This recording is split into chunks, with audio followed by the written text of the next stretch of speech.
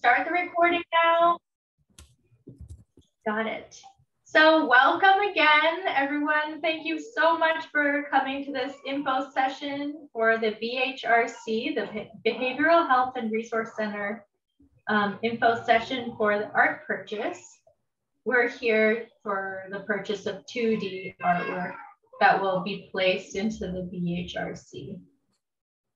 The info session will be recorded and used as a resource, so keep your video off. Well, actually, I don't think that applies since we're doing webinar, but if you could just for good measure, keep your audio muted. And then let's see.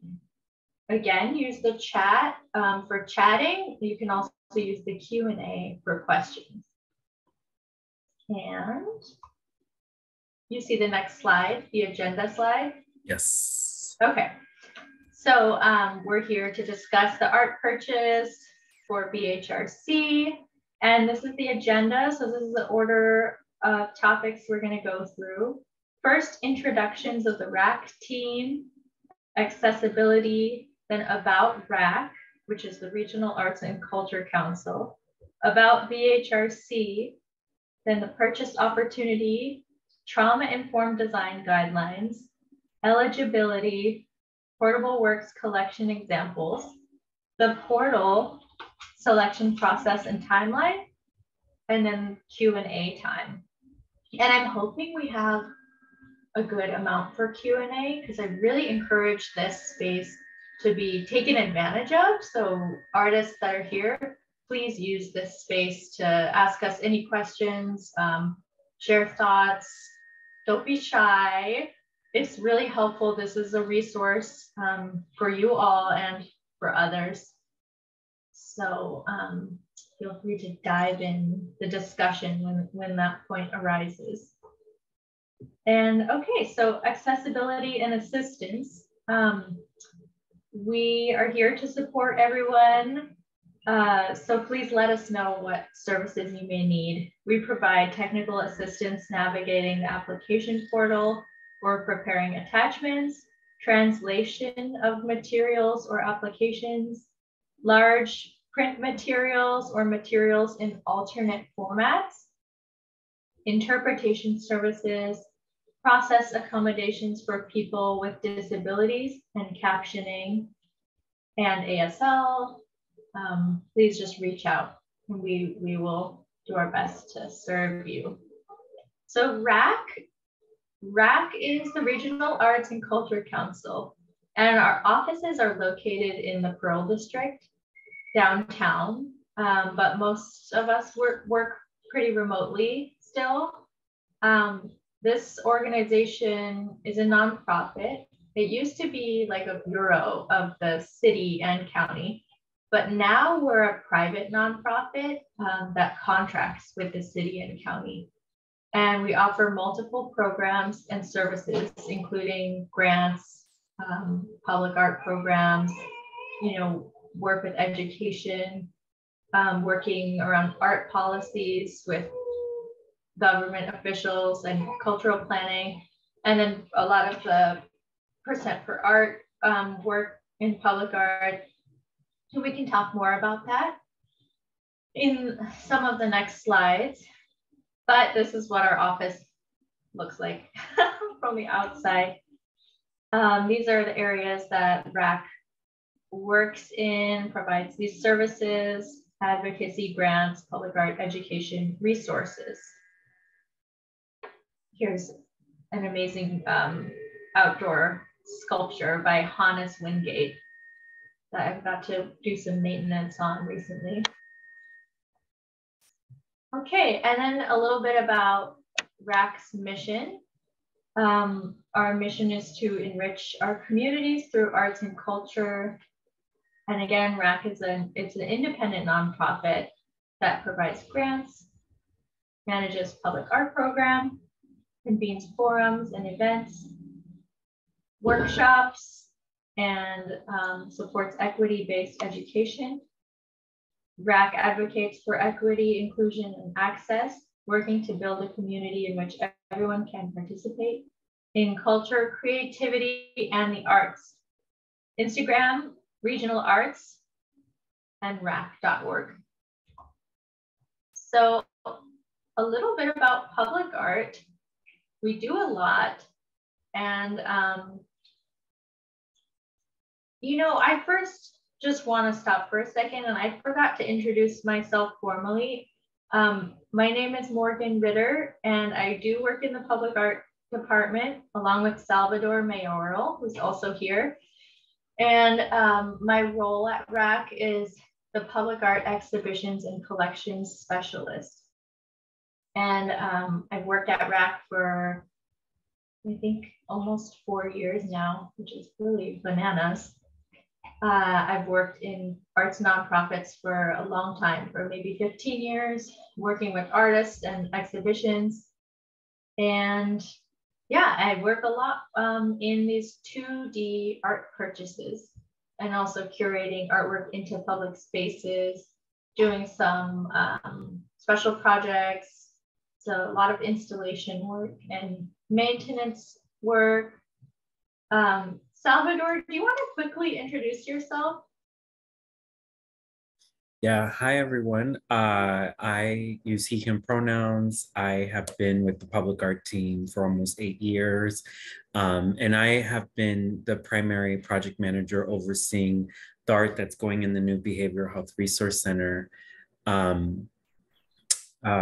which we had a call earlier this year for the Common Wall. We've been doing a couple other opportunities there. And then this continues that effort of bringing artwork, particularly for folks that have lived experience, into this building. And I also just want to introduce and have DeAndre introduce himself. He's representing the county, and he has been one of the folks that I've been working closely with this project, that has been on this much longer than I have, and working particularly with the stakeholders and the peer group that will be part of the building. So DeAndre, welcome. We're really happy that you're here today. Thank you, Salvador. It's good to see you all. I'm DeAndre Kinjui. I'm with the Office of Consumer Engagement in the Behavioral Health Division for Multnomah County. I've also been steering and leading the peer stakeholder engagement and the development of BHRC since the very beginning. So it is an honor and a privilege to be here. Thanks, DeAndre. Thank you, DeAndre. So glad you're here. And we can have DeAndre share a little bit more about BHRC in a bit. But yeah, just so grateful that we're all coming together on this. And Sal, again, you're doing amazing work with the murals that are going up there and the permanent artworks inside the interior of the space. Okay, so I'll continue talking about public art. It's pretty broad what we do. Our programming it's vast. So a lot of our programs are supported by Percent for Art, which is the 2% of all capital budget. So at all capital construction projects, the 2% of their budget goes towards public art. So that supports a lot of what we do. And we do permanent kind of interior or exterior work. We do like architectural like integrations. Sal manages the murals program. We do a lot of temporary art programming and special projects. This list, collections, care, and maintenance. You know, some of these things I mentioned, Visual Chronicle, Portland Collection is part of the 2D public art collection. Then there's the Portable Works collection, which that's the pretty broad 2D art collection that travels into city and county buildings. And that's what we're focusing on today. Support Beam is one of those special temporary projects for artists. We do other purchase calls just like this for different spaces, artist in residence programs, Black Portland Matters Art and Placemaking Initiative with the Portland Bureau of Transportation. So that's special collaborative work we've been doing.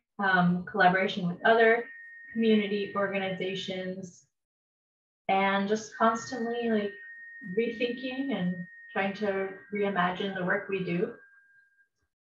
So I'll go to the next slide. A little bit about BHRC, the Behavioral Health and Resource Center. DeAndre, if you would like, you're welcome to read this slide and maybe offer any insights or share like a summary about BHRC if you're open to that. Yeah, if you don't mind, I can just give you a quick overview of BHRC, a little more in depth than some of the stuff here. So what the BHRC is, it is Multnomah County's first mental health drop-in day center. The need came out of response of individuals who have been in and out of the state hospital, don't fit well in regular treatment modalities, people who have suffered from chronic houselessness, addictions, and mental health. And in development of this process, we did a lot of interviewing, stakeholder engagement, and also consumer feedback. And what we got before we even developed this building was individuals wanted to see people with lived experience, interfacing with them when they walk into a facility to get their needs met. So from that, we developed the peer stakeholders engagement, which was in February of 2019, where we gathered multiple community members who were working and had been navigating our current behavioral health system to develop this project. And from that, we developed safety, policy, security measures, exclusion processes through our system. We've had 19 stakeholder meetings over the last four and a half years. And what we developed in the first and second floors are going to be the day center, where individuals walk through the door. It's a low barrier day center where individuals can receive services. We developed a new model where drop-in providers from other organizations that we don't contract with can provide a service for individuals once they walk through the door. Floors 1 and 2 will be able to house 75 people per floor at any given time throughout the day. Our third floor is going to be our overnight shelter, which is a 33-bed shelter, and that stay will be up to 30 days. And the fourth floor is our bridge housing. As individuals get to wellness and they're on their way to employment, they will be able to stay in the bridge housing for up to 90 days. And we also, every single person that's employed in this facility is a person who's experienced mental illness, addictions, or houselessness. And if there's any other questions at the end, I can answer any question you need. Thank you, DeAndre. That was really great and comprehensive. And I just love learning about that peer program there. That feels really unique to a space like this. And I've had the privilege of going inside, and it's really a beautiful space. And there's these new interior art commissions that have been going up, and it's just really exciting. So this image is, this is a mock-up of the building, but now this whole right face of the building is painted with a mural by Damon Smith. Is that right? Damon Smith. Yep. All right, so we can talk more about that at the end. If anyone has additional questions or interest in that. And then, so basically we're here because this is an info session about the call for art. So that basically means that we're inviting it's an open call inviting artists to submit finished work for purchase. And that finished 2D work will be installed within the BHRC, which is that building. A panel of curators and artists, administrators, community members, and county staff. They are organized to select art through multiple rounds of scoring, and it happens virtually. And I'll share a little bit about the call details now. We're looking for unframed, original, finished artwork. And that artwork can take many forms. We're looking for prints, paintings, photographs, drawings, textiles, collage, bas relief, mosaic work, glass, ceramic, metal, and beyond. So really just any two-dimensional artwork that can be wall mounted and fit within these dimensions that I list below. Our preference is for 30-inch by 40-inch maximum size by 4-inch depth.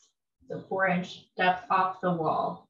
And that's to accommodate our installations and the regular rotation of artwork. So that's pretty much like what's manageable for one person. But then also that if you go above that size, it really drastically increases costs of framing and glazing. So a 30 by 40 maximum size.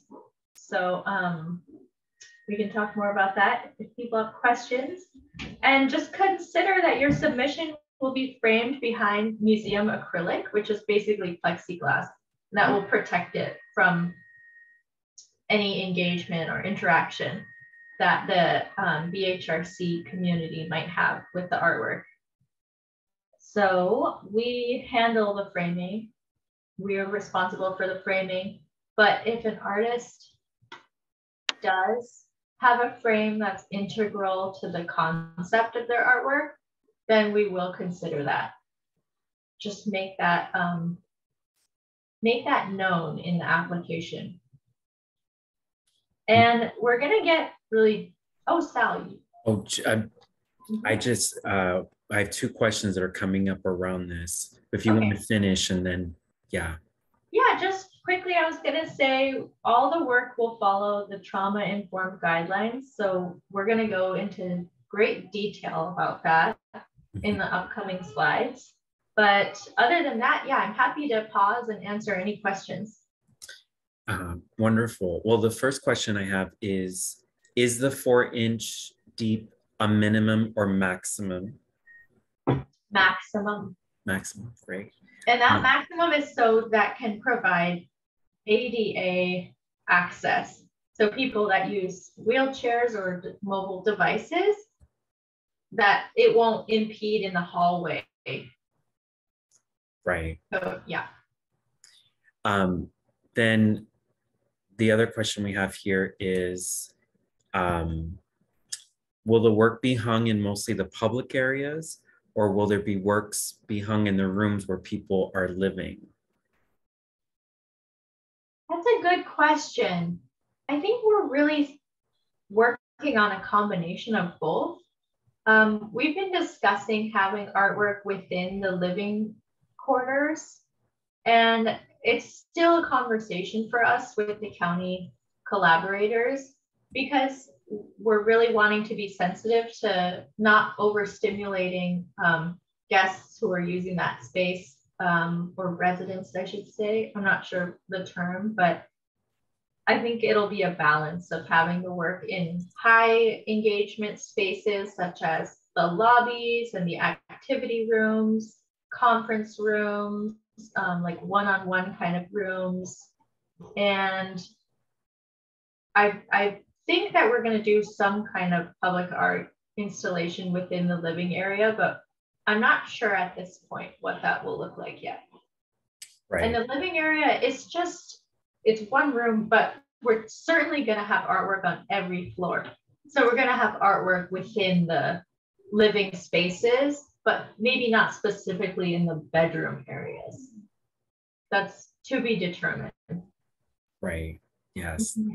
And then the last question I have here, Morgan, is how strict is the 40-inch limit? I have a series of oils that are 30-inch by 48-inch. Shall I skip those and submit others? It really, I think it would be best to keep it within 30 by 40, certainly by 40 by 40 maximum. When you go beyond the 40-inch, it it almost doubles the cost of glazing and also framing, just due to the size of materials, which are often 4 feet by 8 feet. So it's kind of getting a little technical, but I think someone would have a higher chance of having their artwork purchased if it was under 40 inch. Great. Thank you, Morgan. That's right now. Okay. Okay, I'll move along here. So we'll get into the details about trauma-informed design. You know, I want to say this is something we've been really interested in. Trauma-informed design, it's a concept that basically reduces triggers and provides a calming space for people to inhabit. BHRC has come up with a specific trauma-informed guidelines that I'll go through here. And not all trauma-informed guidelines are the same, but this is specifically decided by the panel and by the staff at BHRC. So using color schemes that emphasize cool colors such as blue, green, and purple. Avoiding deeply hued warm colors like red, orange, yellow. Those colors might arouse negative emotions. So here's some color examples above. They're like those cool teal colors, like a sage green, colors that remind one of like natural materials like wood and stone. Also limiting visual complexity, such as distracting patterns on the walls. That would be kind of highly contrasted patterns. Avoiding abstract work, which can be triggering to some people. Now that is an interesting one. I'm getting a lot of questions about it from artists. I don't want to, what's it called? I don't want to limit artists from submitting work if they have abstract work. So I do still want to encourage artists, if they're making some abstracted work, to submit their work if this aligns in all the other ways, because I think there could be a little flexibility around that, but they're really looking for work that is like anchored in like a landscape or natural imagery that increases positive effects. So I think with the abstract work, it can maybe feel a little disorienting. So I think work that does represent nature is more likely to be selected.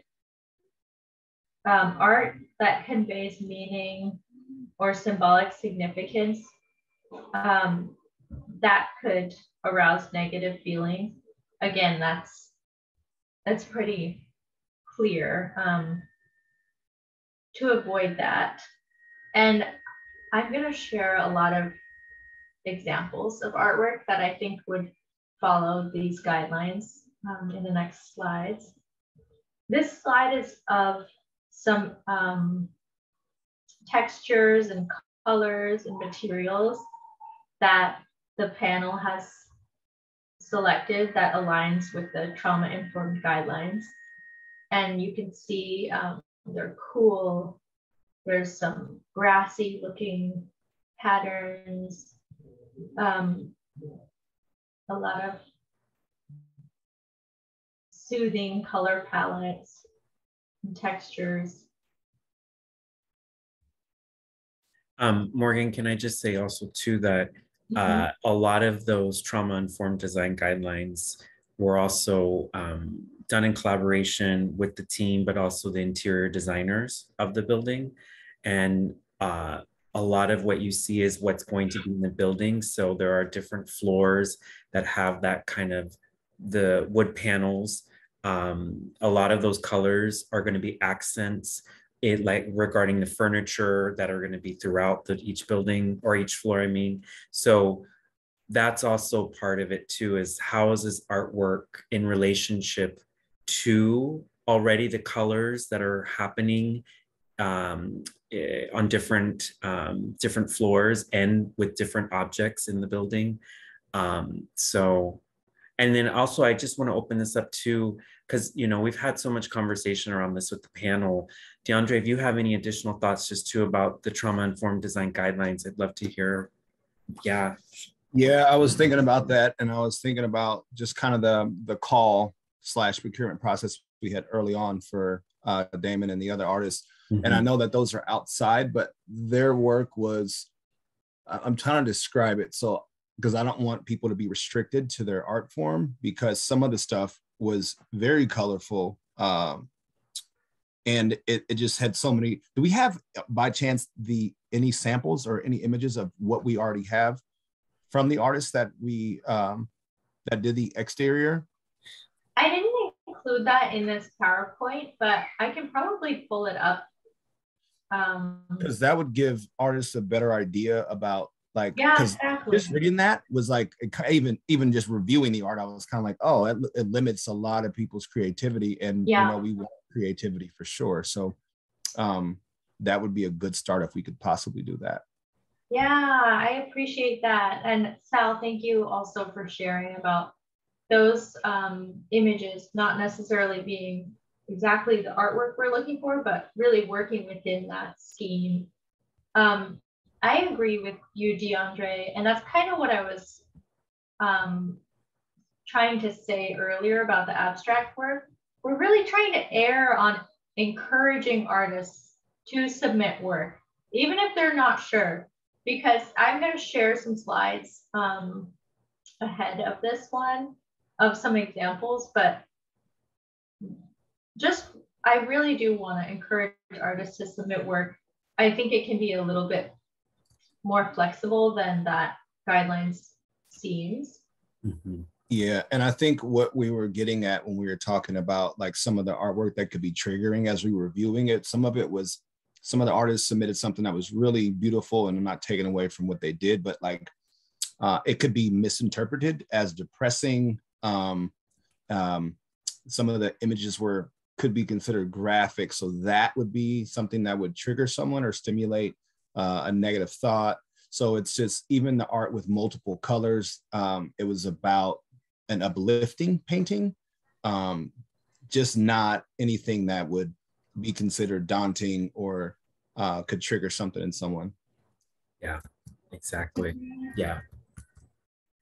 Yeah. Thank you. Okay. Yeah, so Sal, I might ask you if you're able to send me images of some of those works. I don't know if we have them yet officially in the database. Right. I think I'm still collecting those works getting completed, but I'll see what I can pull up. At least maybe during the Q&A, we can show some of those examples. Yeah. Okay, that's a great idea. And then I can also describe them. So I'll share about eligibility now. So I really want to emphasize this first. Artists who have experiences with houselessness, substance and/or mental health challenges will be prioritized. So we're going to talk more about that, but there's a space in the application for artists to share, if they want to, about their experience to these communities, and that'll be helpful. And however they choose to share that, those artists would be prioritized for having their work purchased. Artists from Oregon and Southwest Washington are eligible for this. And RAC is committed to engaging new communities of artists and expanding the range of artistic and cultural expression. So really, we're always looking to kind of build and expand on who is represented and what kind of visual artwork is represented. Mm-hmm. So that's exciting. I'll go to the next slide. So the Portable Works collection, that, like I was saying earlier, that's the two-dimensional art in the public art collection. And that's the work that travels in these municipal city and county spaces. They're installed in lobbies, in libraries, in the courthouse, in buildings like BHRC, also in City Hall. So all of these artworks will officially belong in the Portable Works collection. His collection began 25 years ago and actually contains more than 1,600 artworks now. I don't know precisely the amount, but our registrar, Danielle, sure as heck would know. And it strives to reflect, again, that diversity of populations, approaches, and points of view. So here's some examples. Forgive me for the font strangeness.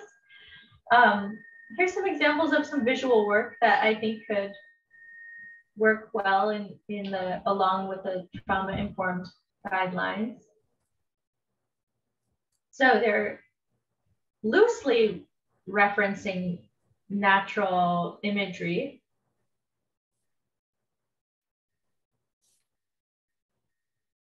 And this work, you know, it does have warm tones, but it also has cool and purple tones, and, you know, could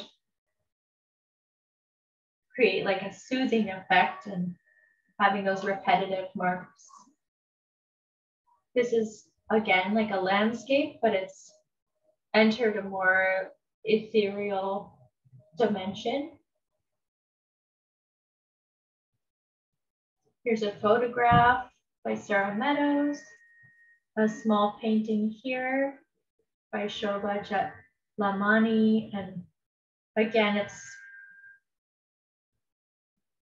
it's really surfing that edge of representation and abstraction. So again, I do want to encourage artists to really submit their work if they feel like they work along the lines of both of those forms of representation. Here's some prints by Sean Peterson. And this is a textile piece by Marie Watt. This one's at the Portland building, and it's a very small piece. Here's a painting for Dana Parisa. So those were some examples, and obviously you can see there's some other visual art examples in the other slides. Now I'm going to talk about the portal, which is, this is where your application will be submitted. We're calling it the application portal, or the opportunity portal, I'm sorry. The lingo is a little bit funny, I feel like. So you'll submit in your application up to 6 images of finished artwork. You'll include their purchase prices, and then also information like title, media, the year it was completed, conceptual description, and again, the purchase price. And you'll have the opportunity to submit 2 images per artwork. So there's 6, sorry, this is maybe worded poorly. You can submit 6 work samples, and each work sample can contain 2 images. So one can be an image of the artwork, and the other can be a detail image of that same artwork. I hope that makes sense. You have the opportunity to submit 6 artworks for purchase. Am I saying that clearly enough? Okay, yes. stop. Yeah. Sometimes I'm like, is that making sense? Okay, so yeah, artists can submit 6 artworks for purchase consideration. Then you'll also include a statement of interest. And the statement of interest can be written in 3,000 characters or less. It can also be submitted as a video or a voice recording, no longer than 2 minutes. And that option is to accommodate artists who are more comfortable speaking about their work instead of writing. I also want to say that with the work samples, you can also submit videos of your artwork. If you don't have, a high definition image or documentation of your artwork, you can submit videos if that's easier. Sometimes artists prefer that. And let's see. So this is a little bit of another tricky area. If you're submitting a series of artworks and you want the whole series to be purchased, then I would recommend you either submit the whole series as one work sample and specifically put the purchase price there, or break it up and as 6 artworks, but say specifically in each one that they must be purchased together.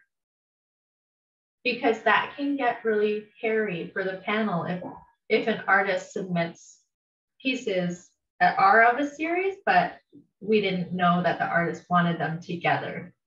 So that's happened in the past, and I'm saying that specifically for any artist that might work that way. So just be clear with a price, if the price is for the whole series or for the independent art piece. And providing any additional information in the conceptual description is going to be really helpful for the panelists. Let's see. So please only submit original art pieces, not reproductions of artworks. Now, when I'm saying that, I mean a scan and a print, a digital print of a painting is not likely to be selected as much as an original painting would be selected. Yeah. I have 2 questions. One of the questions, and I know we can also answer some of these in our Q&A, but yeah, I have someone who's asked, can giclée prints be submitted? Yes. I think if they're specifically a limited edition or it's an artist edition, yeah, that's numbered, I think that's more likely to be purchased. And then another question that has come up is, what if someone wants to, they work specifically in digital art? Yeah. How do we go about, engaging with this call? I know this is a tricky area. We have been purchasing digital art. I think, I wish Danielle was here, actually, the registrar, because she knows a lot of the language around this. Mm-hmm. But again, if it's an artist edition or if it's a limited edition print of a digital art piece, yeah, that's okay. I also do want to encourage digital artists to submit their work, and maybe, that's a different thing than someone creating like a copy of an original art piece, mm-hmm. and it's a reproduction versus an original digital print. Mm-hmm. This is a tricky area for us, and it's like an area that I think we could grow in, building the language around this. But I'm hoping that makes sense. Yeah, and I would say we can, if maybe for sake of time, and also if folks have very specific questions about these things, I'm gonna put Morgan's information in the chat, and I would say just email you directly to ask this. Yes. With any specific questions, if any artist says, hey, do you think this will be likely? you know, do you think this aligns with trauma-informed guidelines? Please just email me and I'm happy to share my thoughts on that. I don't make the decisions, but I am familiar with the, you know, rubric of how work gets scored highly and what's likely to be purchased. So I'm happy to either answer any questions. Artists will also have the opportunity to link their social media if they don't have a website. So that would be an option in your application. And then also I want to say in the statement of interest, that you would need to address two things. One is just a brief description about your art practice. And then the other thing is how your interest in this specific project for the Behavioral Health and Resource Center, how that connects to the artwork you submitted. So in that, you can talk about if you do have a personal relationship to houselessness or challenges with mental health or substances, you can talk about that in your own language there. It could be an indirect relationship. It doesn't have to be direct, but again, we encourage people to share whatever they're comfortable with. And that would be the place to do that in the statement of interest. So here's just a screenshot of what this portal looks like. Again, this is where you're gonna work on your applications. The website is rac.org/apply. And it's linked in all of the web pages and the call PDFs. This is another screenshot. You'll fill out just basic demographic information, and there's many options to fill out your own responses as well. And then there's the art application portion. And the selection process, I'm going to try to go quick now. We're basically about complete with my presentation. So gear up for your Q&A times. The selection process is the panel of diverse backgrounds and approaches will select artwork. Artists will be selected again based on their originality of vision and their suitability for public display that aligns with the trauma-informed guidelines. And then again, artists who have that lived experience or indirect relationship with it will be prioritized. And just, that shouldn't say artist statement, but the statement of interest and the images really breathes a lot of life into the application. So just, you know, find your voice and be authentic. Applications are due Monday, November 28th. So that's 2 weeks by 11:59 p.m. rac.org/apply is the website again. Please ask questions. And if the portal presents barriers, please let us know. Oops. Process and timeline again. Okay, 28th. Then reviewing for eligibility. The panel reviews independently. Then the panel meets on Zoom and discusses in detail the artwork. Then mid-January, artists will be notified if their artwork is selected. Then the artist will complete a purchase contract, hand off the artwork, payments will be processed, and then artists will complete a conservation record form. And we will talk more about that when it gets closer to that time. And just remember, the reviewing is online, so just use the highest quality documentation that you can. Again, you're welcome to submit videos or oral statements. Read the calls PDF for more information. Panel feedback may be available. There's a conflict of interest policy, so real or perceived. If a panelist has like a personal gain or a personal relationship with an artist, then they would refrain from scoring their work. Selections take into account the total budget for this purchase is $50,000. So that's the total budget. So we want to support as many artists as we can. We're hoping to spend $2,000 maximum per artwork. That's our preference in order to spread the support as much as we can. Panel rankings, and then again, artists with experiences will be prioritized. Everyone will be notified via email, and then here's the online archive of the public artwork. I recommend people peruse it for an idea of what kind of work is in the collection and maybe what work they think is missing. That's racpublicart.org.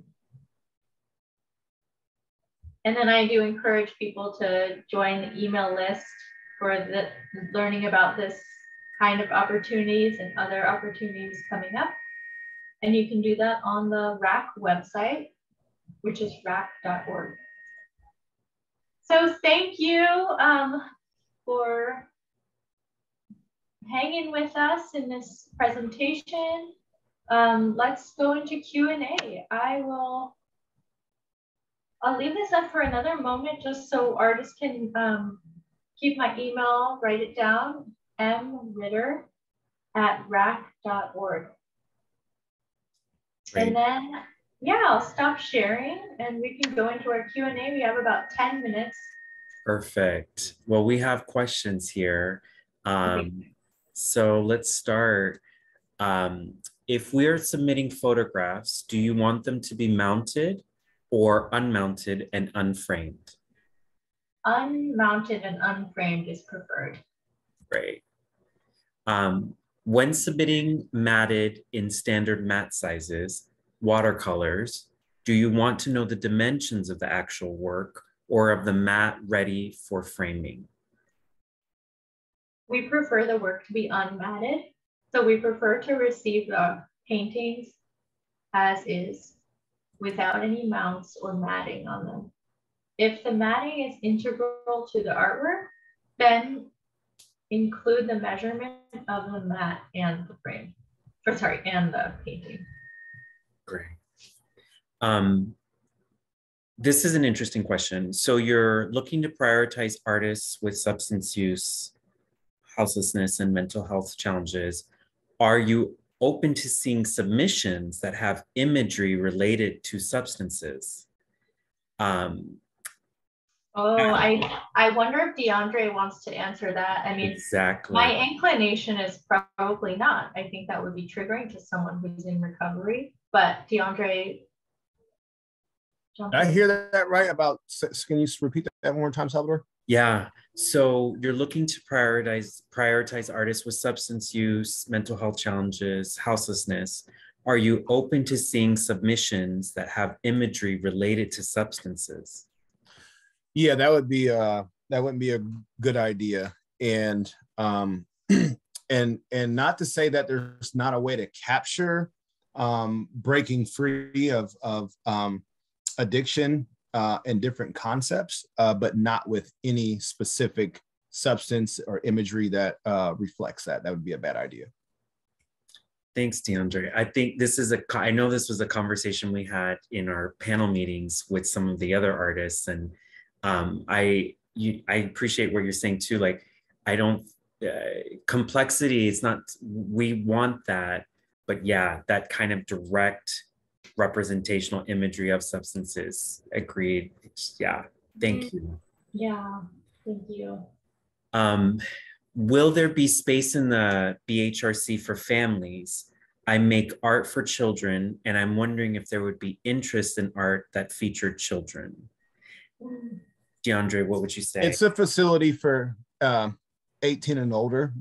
No children will be allowed there, but it's not to say that you couldn't capture that as well for, you know, there might be people who have children, but it's not going to be anything for children to see because children will not be in the location.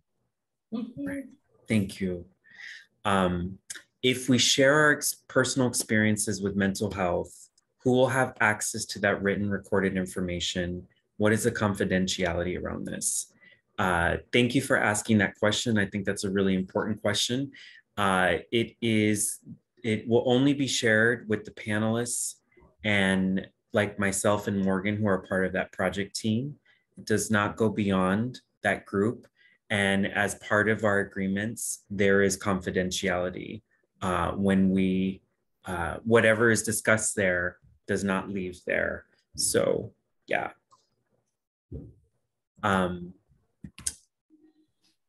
A lot of the work being shown doesn't seem to match the color theme suggested in the call. Are there artworks that were shown part of the general rack collection? And if so, is there a good website that you would recommend that would show art appropriate for projects of this sort? Yeah, Daniel, thanks for asking that question. I would say, yes, many of the images are just part of the general rack collection. Morgan, what would you recommend? Like, for example, for the for the health department headquarters, which also has been using trauma-informed work, is that something that is easily searchable in our public art search? Good question. You know, I included so many pieces from the health headquarters in this slideshow. Yeah. So the images of the purple kind of polka dot circular piece and the swimming pool piece, there were multiple pieces. I think you can search that on rackpublicart.org. I think you can search by location. Great. And so I would really just recommend people look around on there. Health headquarters is where a lot of that work is. And I want to also just reiterate what you said earlier, Morgan.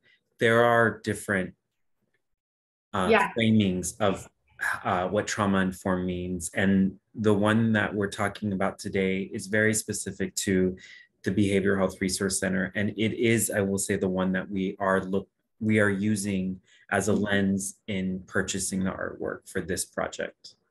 Yeah. So really, again, avoiding reds, avoiding any images that could be triggering to people, you know, images with violence, depicting moods, dark, you know, angry or depressive states that would not be likely for purchase. Works that reference natural world, nature states, again, that creates a calming tone. And again, the cool toned works really provide that calming. Yeah, and there's not a minimum age requirement. I'm just seeing that in the chat. We have purchased work by young people, but I think we'd veer on 18 and older because this building is specifically serving 18 and older, but there's not a specific determination in the call for age. Yeah. Well, we have 6 more questions here. Does it matter if my work is of differing styles, mediums, and sizes, or does it seem to go over better if consistent art from one artist? Oh, I would encourage artists to submit like a wide breadth of work, honestly. It's really up to you. So I really think follow your instinct. But I recommend that. It's a personal decision. Okay. Will the submissions be scored in total, all 6 together, or individually, each image scored differently? Wondering if it's better to hold back images that may be borderline trauma aware to focus on ones that best fit the call. All of the images are going to be scored in total. So I would recommend, to make sure that you're putting as many options that are aligned with the call as possible. Yes. You guys don't have any pictures at all of the wall, the outside wall by chance? The outside wall, I don't. I was able to find the two other artworks and I can No. show them. Do you have it, DeAndre? I'm trying to get my phone to get them right now, but it's that's impossible. It's not possible for some reason. Oh, well, there it goes. Oh, there we see some of it. Yeah. And you know what we could also do, DeAndre, is we can send out Yes. these images to folks so they know. I also see that our interpreters here have hard stops here soon. So I just want to get to the rest of the questions here. Any levity type works or useful art, such as art lessons? I would say yes. This is a conversation that also come up. If there is work that has some levity, a sense of humor, that is also welcomed. It has been something that's been discussed by the panel. Obviously, though, you know, what that kind of levity looks like will matter. But yes, I think the panel is also looking at that.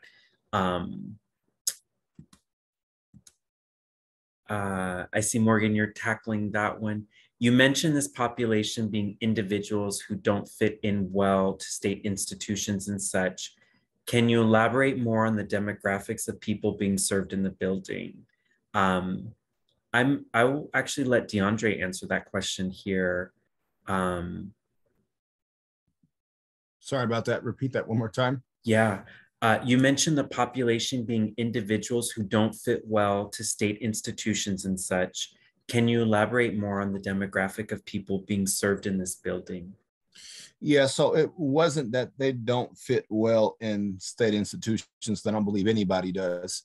It's that they don't fit well in regular treatment programs or models like day shelters where individuals can express themselves, or if they're having a mental health crisis, it's deemed as threatening or harmful. And people who don't know how to engage that population. So it is the population of people who have specifically been houseless, who are high utilizers of the healthcare system, state hospitals, other institutions as jail, people that have high acuity of mental health, meaning that their mental health is higher than the norm and they don't fit well in regular treatment models.